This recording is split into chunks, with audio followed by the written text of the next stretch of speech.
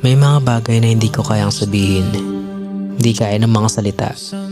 At dahil hindi ko rin siguro alam kung saan ako magsisimula. Tahimik. Pero sa loob ng isip, parang may bagyong walang tigil. May mga tanong na paulit-ulit. Mga alaala na ayaw matahimik.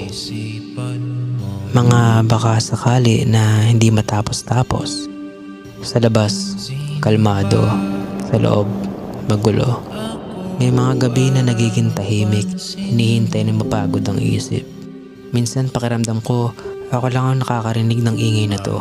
Ako lang ang lumalaban sa mga bagay na hindi naman nakikita ng iba. Mag-isa, pero patuloy. Pagod, pero hindi sumusuko.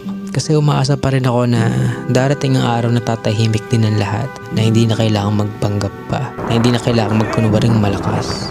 Pero habang nandito pa ako, habang patuloy ang gulo, habang pabago-bago ang lahat, isang tanong lang ang patuloy na bumabalik sa akin. Hanggang kailan?